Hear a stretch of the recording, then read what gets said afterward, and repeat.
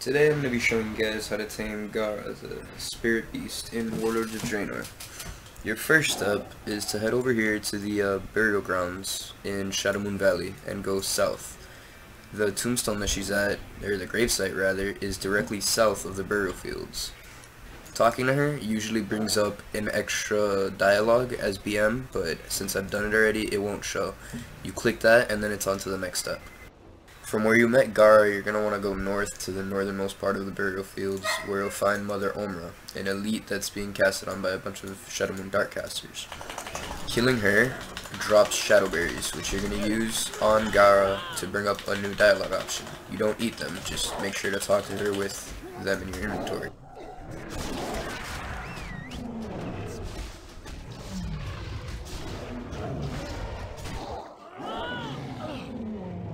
With the shadow berries, this is what you're going to see when you talk to Gara. You're going to show her the shadow berries, and that's basically it for this step.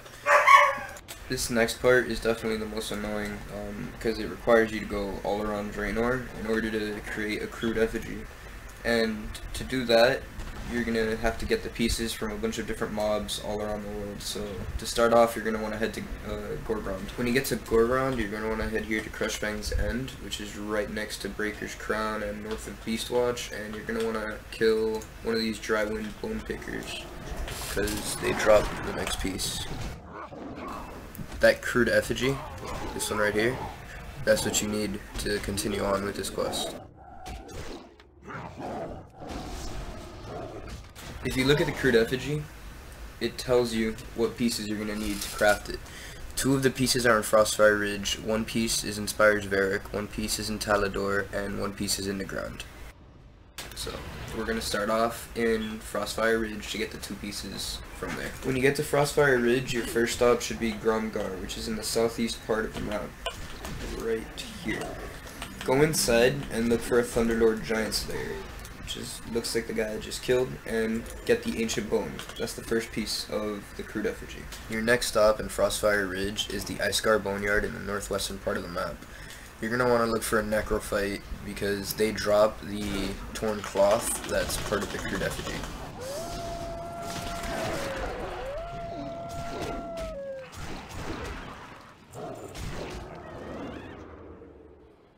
Alright, so your next stop is in the Grand. You're going to want to go to the Wargskins camp, which is north of Stonecrag Gorge in this little tiny area over here, and kill one of the Warsong Marauders. These Marauders drop the small fruit that you're going to need to create the effigy. And the next place you're going to go is in Talador. Go to the west of Retribution Point to Golrock and look for a Gorebound Legionnaire. Killing one of these drops the wooden bowl that you're going to need to finish the crude effigy. After that, there's only one more piece missing in Spires of Eric.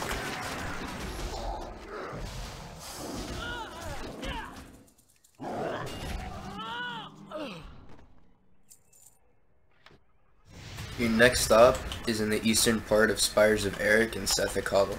Look for a Sethic Prophet to pick up the last piece of the crude effigy.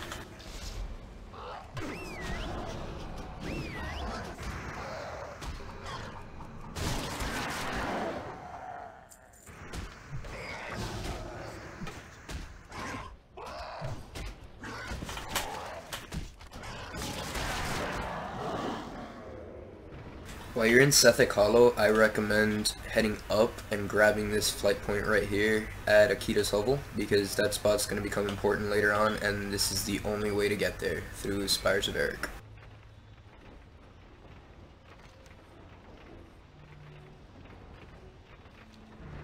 At this point, with the crude effigy pieces all gathered, you're going to want to create the crude effigy and head back to the gravesite where Gara was at.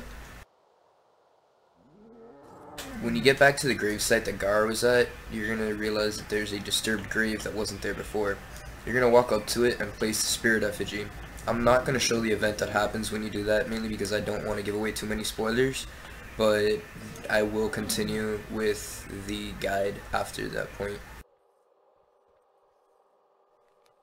Alright, at this point you're going to fly to Akita's Hovel, that flight path that I told you to pick up when you were in Spires of Eric, and you're going to run alongside the mountain to get to Pillars of Fate. Do not jump off, do not stay off this path, you'll know when you're there. When you're at Pillars of Fate, look for one of these Shadowmoon Void Twisters. When you kill them, they're gonna drop a Void Lantern. Pick it up, and if you want, use it, but I recommend holding it until the next step.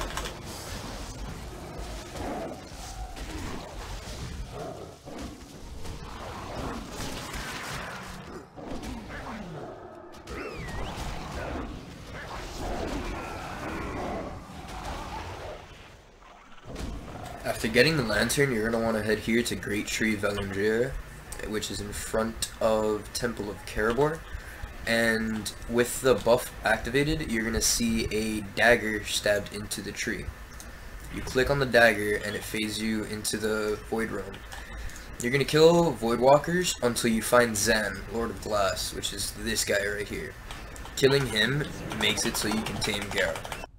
After killing Zan, Gara appears in front of you in her Void Wolf form. From there, you can tame her. So, congrats on your new Void Wolf.